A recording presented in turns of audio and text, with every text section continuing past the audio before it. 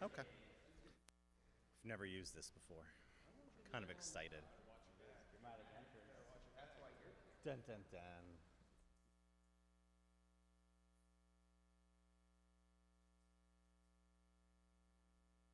Hi, it's UC Solvency. You want to stay? UC Solvency. We're going to make UC great again. Munga. Look at that. Hey. Ready? Okay.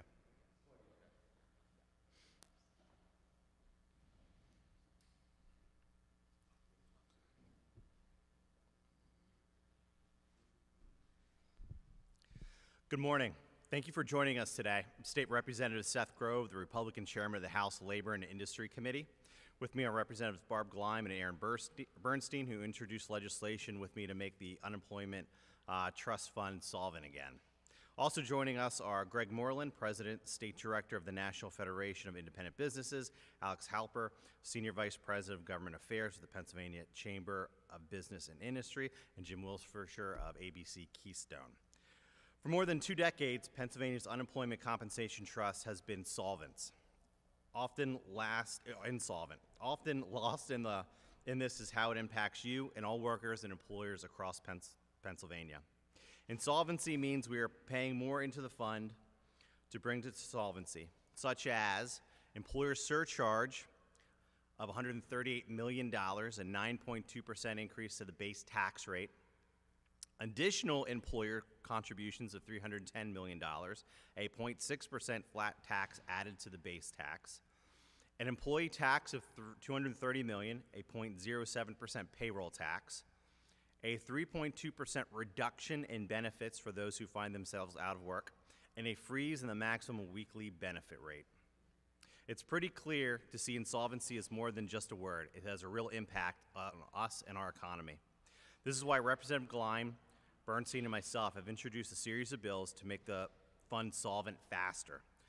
Once solvent, we would see nearly a $700 million reduction in taxes, $230 million for workers and $448 million for employers. Imagine that money is pumped back into the economy through workers' buying power or through workplace improvements and business growth. To the end, I introduced 2 bills in the package. The first would index the weeks a person can receive unemployment compensation to the unemployment rate.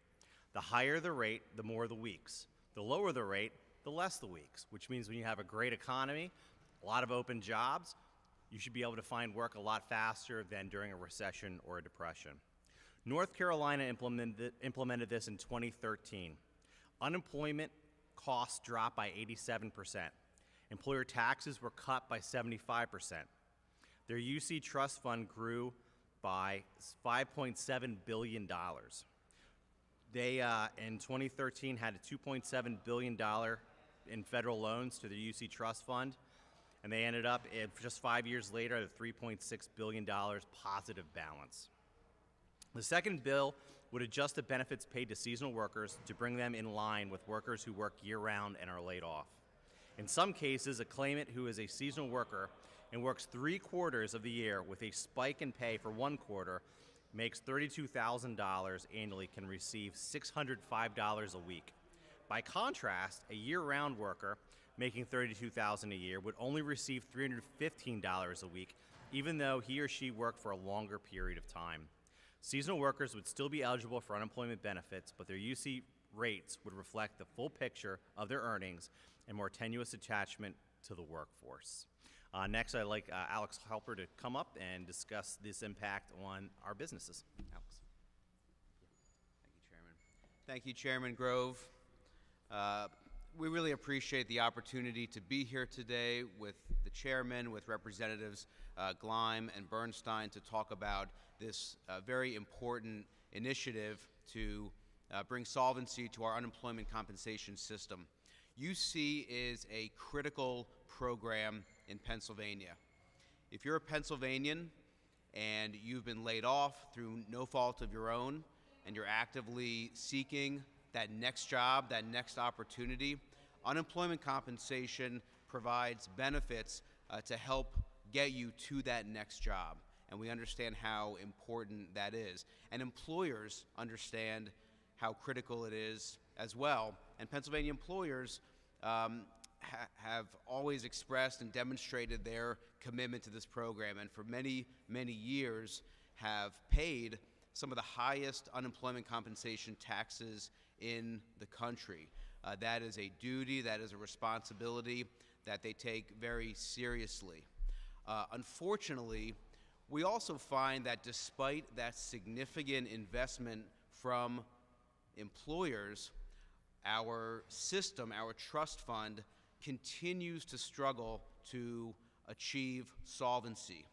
And what that means is that in the event of a recession, if we see an increase in unemployment, it will become increasingly difficult to provide benefits to those Pennsylvanians who need it, who deserve it, without incurring significant costs. And Chairman Grove already outlined some of those costs. It means reductions in benefits. It also means adding on top of those highest in the nation UC taxes on employers. Over the years, the UC system, the UC program has expanded. We provide in Pennsylvania some of the most generous benefits in the entire country. That is something that makes Pennsylvania in some ways very strong. In other ways, it forces the program and the system beyond, I think, what it was originally intended. We support the legislative initiatives included in this package, which we believe will help focus the program on those Pennsylvanians for whom the program is intended, ensure that a strong, robust system of benefits remains in place and is available for those Pennsylvanians when they need it. We appreciate, again, the opportunity to be here today and to express our support for the lawmakers behind me who are embracing the challenge of improving our unemployment compensation system. Thank you.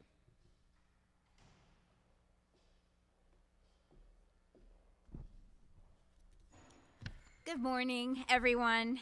Thank you for being here today as we roll out a series of unemployment compensation bills that will help eliminate some of the inequities inherent in the UC law.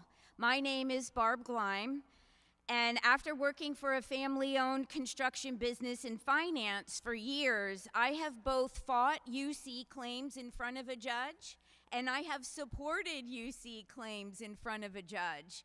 And I have learned a lot through that process, even through the UC crisis during COVID. My district constituents know that my district office became a pseudo unemployment compensation office during that time. And obviously people were losing their jobs through no fault of their own.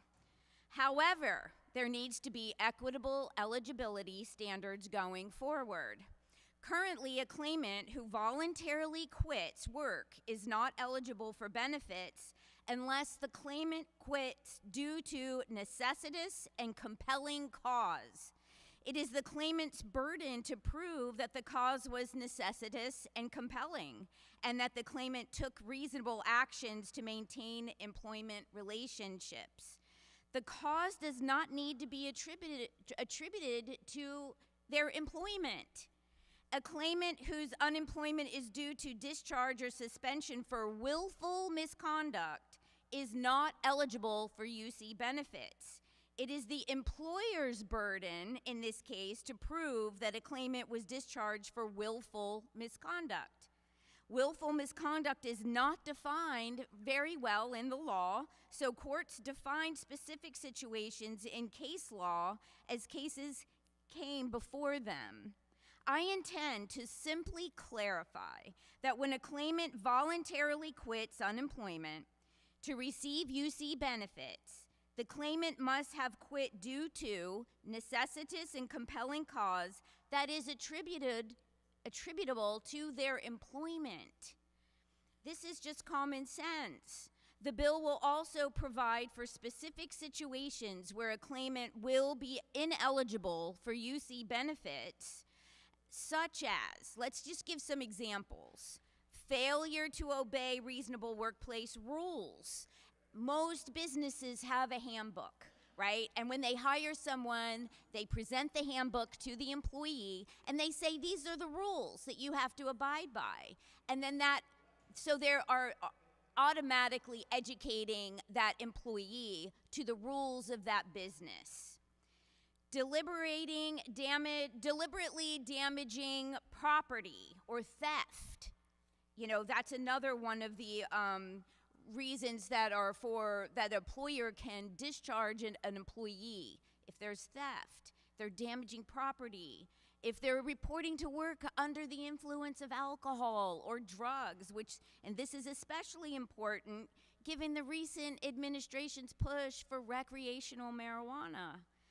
Threatening a coworker or a supervisor with physical harm, disregarding a supervisor's reasonable orders or acts of negligence, failure to maintain a valid government license or certificate, and for 2 or more absences that are not reported to the employer. Finally, this same package of legislation focuses on inequities of standards in UC law, and I will require those same claimants who cause their own disqualification to have a stronger return to workforce before they can re-qualify for benefits. Pennsylvania needs a strong workforce, and we need our communities to support and promote healthy workforce habits.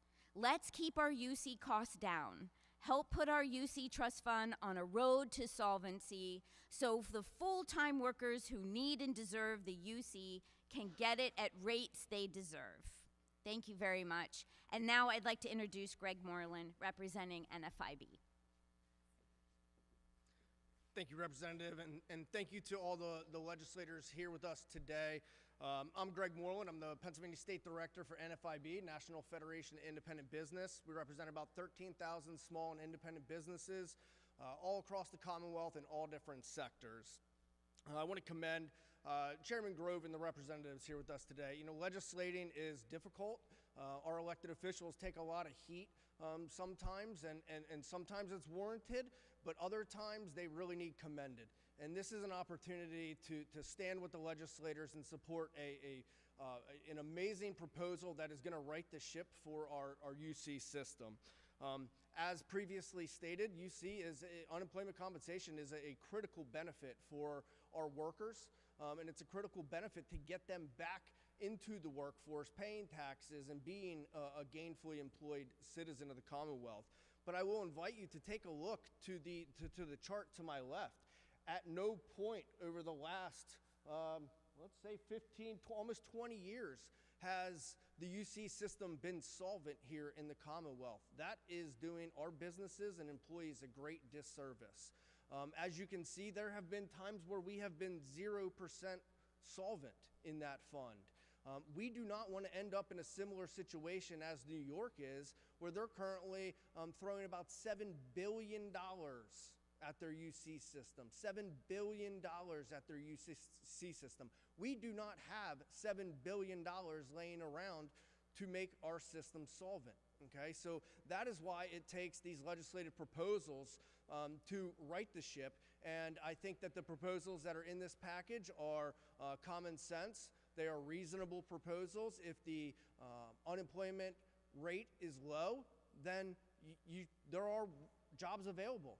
The workers need to go out there and get a job. It should not take 26 weeks to go out there and find a job when I could walk down Main Street today and find 6 of them, right? And so I just want to thank again the members that are here with us today for this thoughtful proposal, and we urge the legislature to take action. And I'll be followed up by Representative Aaron Bernstein. Thank you. Thank you all for being here today. I really appreciate it. Chairman Grove, thank you for your leadership on this issue. Representative Gleim, the same, and then our partners here as well. Really cannot thank you enough for taking the time to understand the importance of this issue.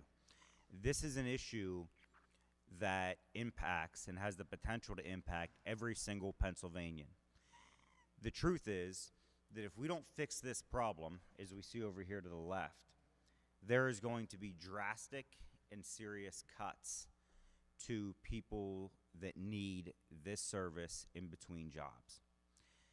My piece of legislation is very simply, and it basically says that the individual needs to make sure, I can't believe that we actually have to write legislation for this, Chairman, but we do, that you actually have to report other benefits that you're receiving while you're receiving unemployment benefits. And that seems like something that makes pretty good sense. But once again, sometimes you have to write bills in Harrisburg, guys, that you didn't know you had to write.